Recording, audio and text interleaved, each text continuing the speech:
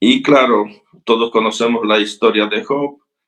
Era un hombre próspero y de repente en un consejo celestial donde aparece Satanás, ahí las palabras de Satanás provocan una prueba de las intenciones de Job. Entonces a Job se le priva de los bienes de esta vida para ver si su fidelidad a Dios o sea, es fruto de una postura interesada o es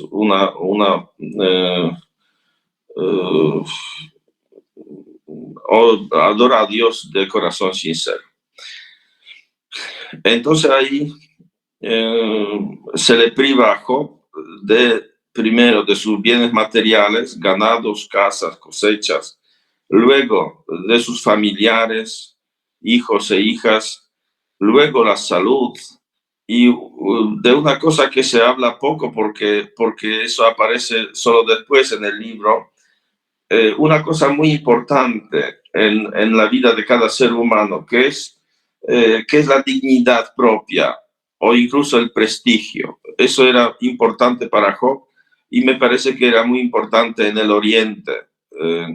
Entonces en el capítulo 29 leemos: si yo salía a la puerta principal de la ciudad, dice Job, y ocupaba mi puesto en la plaza, los jóvenes se retiraban al verme, los ancianos se levantaban y permanecían de pie, los príncipes retenían sus palabras y se tapaban la boca con la mano. A los jefes se les apagaba la voz, se les pegaba la lengua al paladar. Y luego dice que cuando le tocó el sufrimiento, hasta los sirvientes lo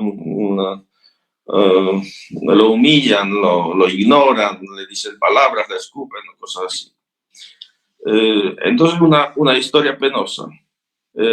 Hay un detalle en esa pena profunda de Job que es un poco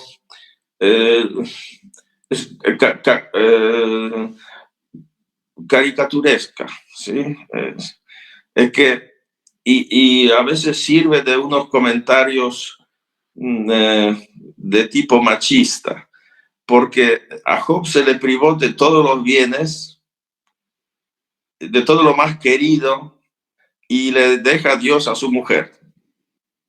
O sea, no perdió a su esposa. Y la esposa después es parte del castigo, se puede decir, de este sufrimiento. Pero eso tiene ese enfoque tiene un valor muy profundo. Porque nosotros a veces nos puede dar la impresión que el sufrimiento une a la familia. A veces sí, pero muchas veces el sufrimiento es un foco con el que empezamos a mirar los detalles de la vida y puede volverse insoportable. Y seguramente tenemos cuando perdimos a alguien, por ejemplo, si llegamos a pasar por una tragedia, por ejemplo, no sé, se murió un niño o un miembro de la familia en la edad joven, entonces empieza a decir, a ver cómo podíamos salvar a esa persona. ¿Qué podríamos hacer para que no aconteciera la desgracia? Y ahí empiezan, por ejemplo, reproches, ¿sí?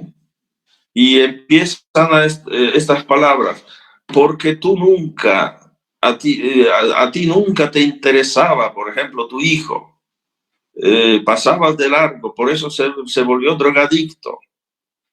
Y a veces son acusaciones reales, no es simplemente decir cosas. Entonces, el sufrimiento pone en evidencia todas las emociones acumuladas, porque hasta que no pasó algo malo, tal vez Job tendría algunas cosas que no las hacía del todo bien, y resulta que, como en cualquier familia, ahí en el sufrimiento, en el momento del sufrimiento, explotan los miedos acumulados, los descontentos acumulados, los desencuentros, la diferencia de opiniones, todo eso. Y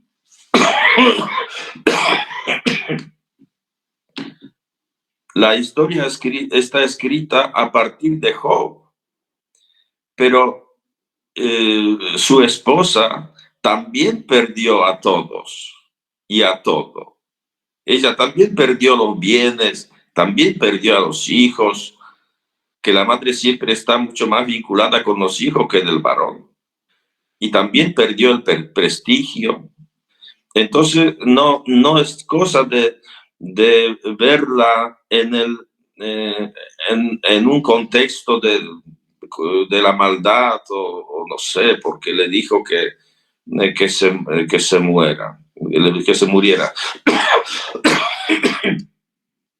Yo pienso que es ver toda la situación de una pareja que vive una situación muy difícil y puede incluso en nuestra acción pastoral, puede servir de un ejemplo de, eh, de que la gente que sufre, que pasa por una situación difícil, de qué debería protegerse. O sea, de no entrar en esta espiral de reproches, o sea,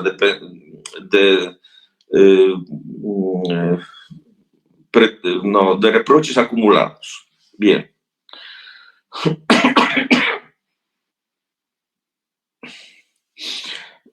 Y luego,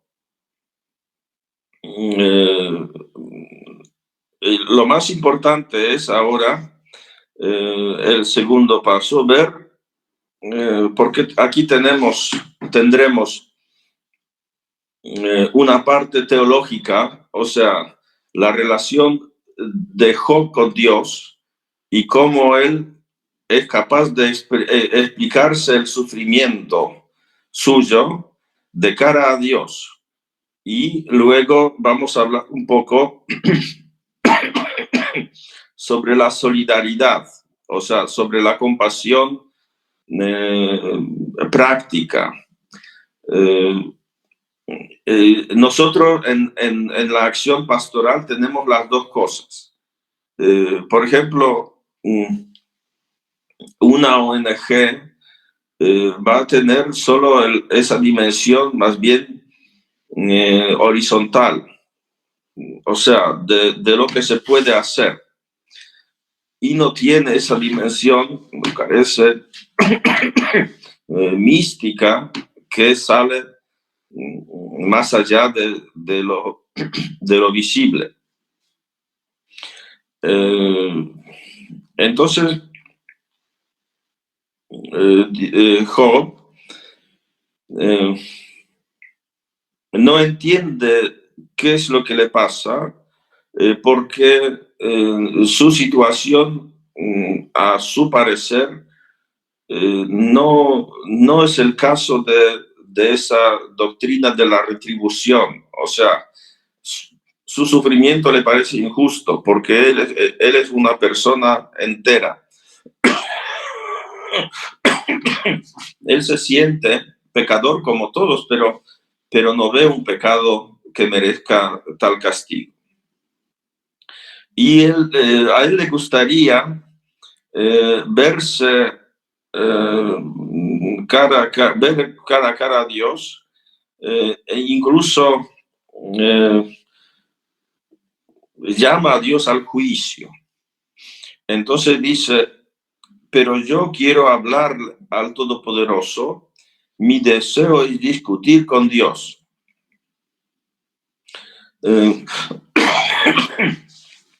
Y claro, eso es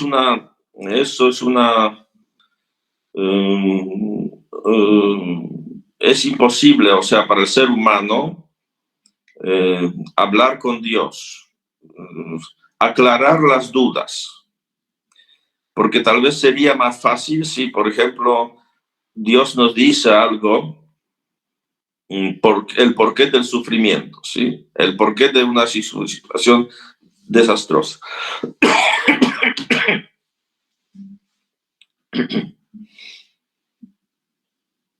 Pero Job tiene mucha suerte porque Dios decide darle una respuesta.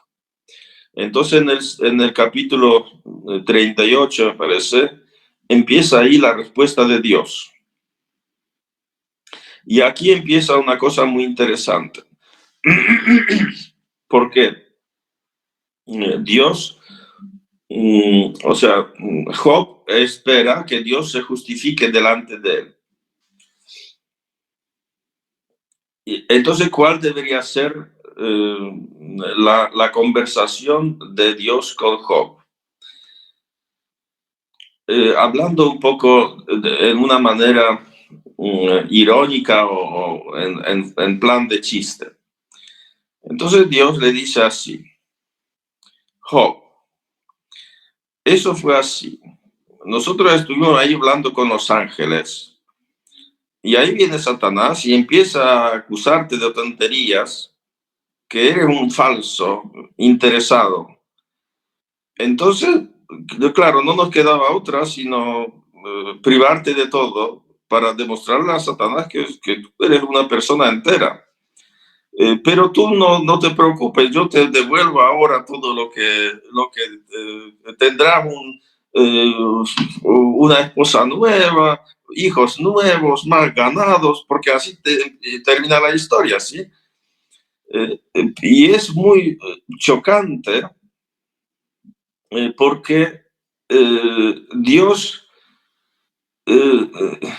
no tiene remordimientos de conciencia.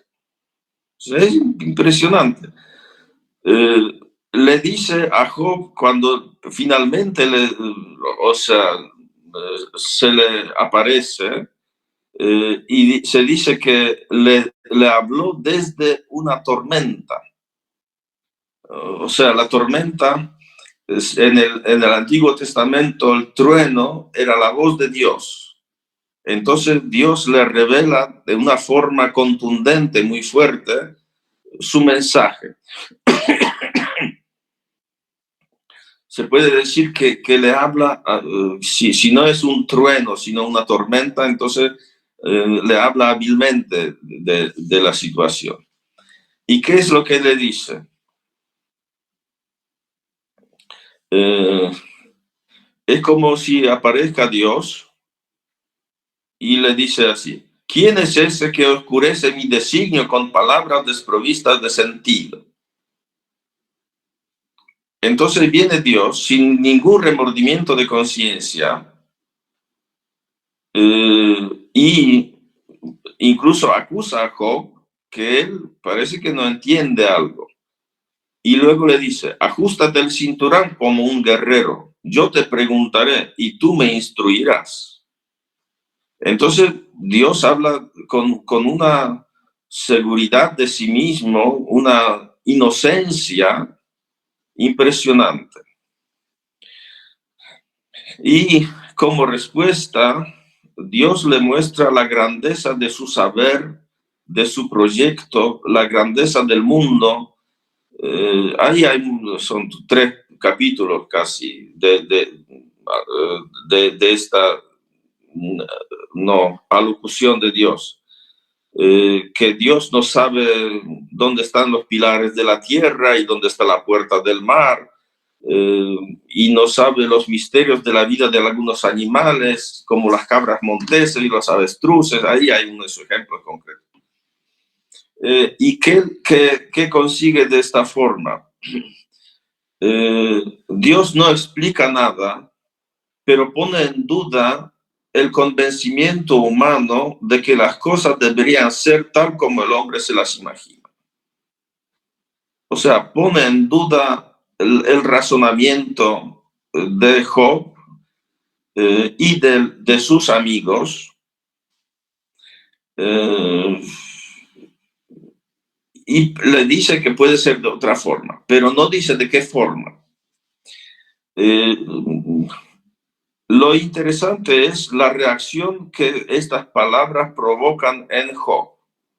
Es el capítulo 40 y Job dice, Job respondió al Señor, soy tan poca cosa, ¿qué puedo responderte? Me taparé la boca con la mano. Entonces,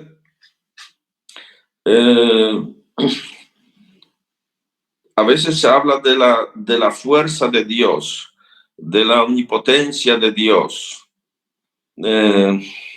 Y pensamos tal vez en algo más parecido a la explosión de una bomba atómica, una fuerza impresionante, pero tal vez más fuerza hay en estas palabras de Dios que eran capaces de provocar remordimientos de conciencia en una persona que sufrió inocentemente.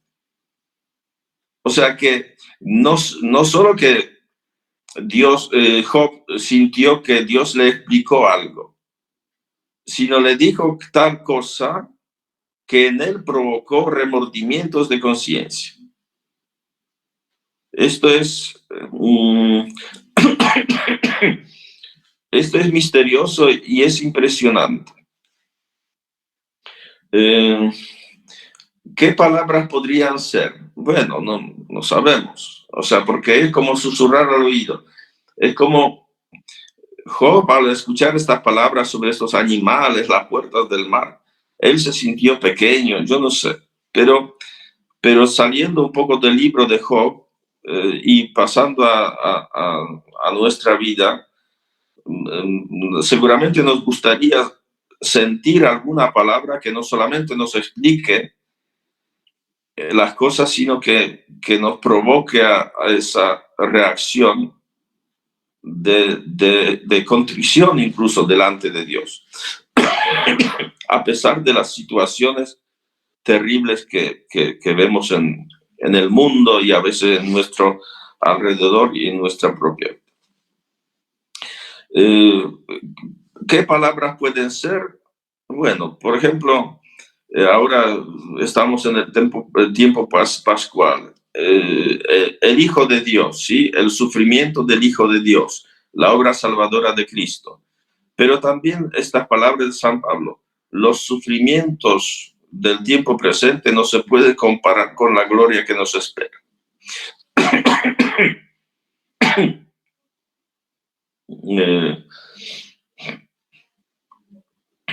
Entonces esto sería como la primera parte, esta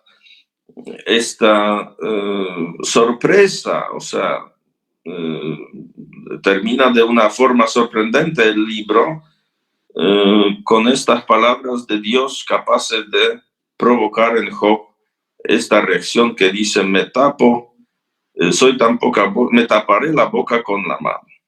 Bien. Y luego la segunda parte es la compasión humana, la dimensión horizontal. Y me gustaría verlo especialmente a través de los amigos de Job. Leemos en el capítulo 2, 3 amigos de Job se enteraron de todos los males que le habían sobrevenido y llegaron cada uno de su país. Eran Elifaz de Temán, Bildad de Suag y Sofar de Anaama. los cuales se pusieron de acuerdo para ir a expresarles sus condolencias y a consolarlo. Al divisarlo de lejos, no lo reconocieron. Entonces se pusieron a llorar a gritos, rasgaron sus mantos y arrojaron polvo sobre sus cabezas. Después permanecieron sentados en el suelo junto a él 7 días y 7 noches sin decir una sola palabra, porque veían que su dolor era muy grande. Es una situación muy, muy interesante, porque el sufrimiento provoca en nosotros la compasión, aunque sea en el sentido que en nosotros provoca dolor y en cierto sentido provoca silencio en nosotros. O sea que nosotros no tenemos palabras cuando vemos una muerte prematura. Se cayó un niño de 4 añitos a una olla de agua hirviente y está con quemaduras de un 80%, cosas terribles, y no tienes palabras. Y de repente nos sentimos débiles solamente con una pena por dentro. Y resulta que y en esta situación están los 3 amigos que estaban ahí 7 días y 7 noches sin decir una sola palabra. Pero en el capítulo 4, Elifaz de Temán tomó la palabra y dijo: ¿Se atrevería alguien a hablarte estando tú tan deprimido? Pero ¿quién puede contener sus palabras? Entonces, después de 7 días de silencio, finalmente le vienen unas palabras que él quiere decir. Y resulta que empieza a buscar esa respuesta teológica y empieza a imputarle cosas que Job no encuentra en sí mismo. Y lo más ridículo de esta prueba de consuelo es que la discusión entre Job y sus amigos sube de tono constantemente. Y tal como vinieron a consolar a su pobre amigo, y ahí rasgaron sus vestidos y lloraban y se quedaban mudos por una semana, cuando ya empiezan a hablar y empiezan a discutir, parece que todo este sufrimiento ya no existe más. Y ya en el capítulo 11 le dice Sofar de Naamá: ¿no habrá una respuesta para tanto palabrerío? O sea, le calla la boca a Job. Dice: tendrá siempre razón el que habla demasiado. Tu locuacidad hará callar a los demás y te burlarás sin que nadie te confunda. O sea, ellos quieren confundirlo, quieren tapar la boca porque él no está de acuerdo con lo que explican ellos de su sufrimiento. Entonces, toda la compasión se fue no sé, por la barranquilla. Pero Job tampoco se queda quieto. En el capítulo 12 le dice: respondió Job diciendo: realmente ustedes son la voz del pueblo, y junto con ustedes morirá la sabiduría. Son unas ironías. Y no cambió nada. Dice: pero yo también, como ustedes, soy capaz de entender. No estoy en nada por debajo de ustedes. Empieza una discusión acalorada que parece que ya no.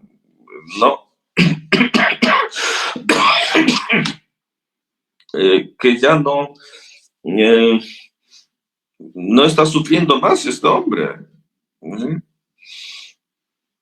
Y empiezan a acusarle, siguen, ¿no? Más aún, tú destruyes la piedad y anulas la reflexión delante de Dios, porque es tu culpa la que inspira tus palabras y eliges el lenguaje de la gente astuta. Tu misma boca te condena, no yo. Tus propios labios atestiguan contra ti.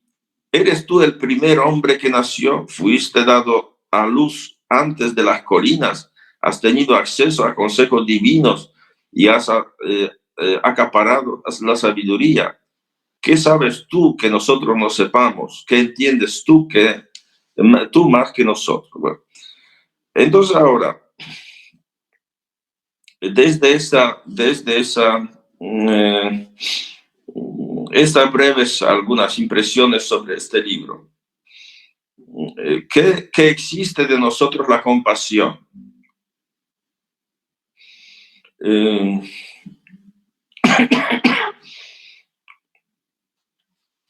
primero eh, primero es no temer al sufrimiento. O sea, es muy complicado entrar en una situación del sufrimiento, pero tenemos que tener un convencimiento que nuestro lugar está ahí cuando nos toca, ¿sí? No tenerle pánico al sufrimiento. Luego, porque también la reacción de estos amigos es muy buena, es muy acertada, esta solidaridad con el sufriente. Luego, aunque parezca mentira, antes de las grandes teologías, de las grandes soluciones que tal vez buscamos, no siempre por los sufrientes, sino a veces por nosotros mismos, porque nosotros que queremos solucionar el drama que vemos delante de nuestros ojos. Entonces, yo leí una cosa interesante después de una tragedia, dijo una señora, de la importancia de los pequeños detalles. Había un momento, yo estuve en Moscú, había una catástrofe aérea en el 2010, en un avión se murió, bueno, 96 personas de Polonia con el presidente, con ministros, gente de mucha importancia. Y yo incluso estuve ahí no, donde estaban los cuerpos. Y leí muchas cosas de esto. Y una señora dice que hay mucha consolación en estas pequeñas preguntas. ¿Cómo has llegado? ¿Ya tienen la habitación en el hotel? ¿Saben cómo llegar cómo se llama? Al morgue, ¿sí? En castellano. Cosas así, cosas muy simples de la vida, que estas cosas, pequeñas preguntas de cuestiones prácticas, estas cosas tienen un valor de consolación. Simples palabras solidarias. Luego, entonces, la compasión está vinculada muchas veces con una cierta debilidad, con una cierta falta de defensa, con una cierta, uno se expone a esa debilidad. A veces viene gente a hablarnos de sus problemas, de sus dramas, de sus incertidumbres o elecciones muy difíciles, problemas difíciles que parecen no tener solución. Pero en realidad siempre hay una solución. Uno dijo, de una situación que no tiene solución, en una situación que no tiene solución, siempre hay 3 soluciones. En realidad no es que no haya solución, en realidad es que la solución es difícil de asumir. Entonces de repente viene alguien y empieza a a hablar con nosotros y nosotros pensamos que nosotros tenemos que tomar la decisión y no es así. La persona simplemente necesita hablar con alguien y sale reconfortada con el simple hecho de conversar, de aclararse las ideas, diciendo los problemas a alguien. Entonces ahí aparece también ese respeto a la persona sufriente, de tratar de solucionar los problemas junto con la gente sin imponer las soluciones. Bueno, y luego, también el libro de Job nos enseña también a ser críticos con nuestras teologías.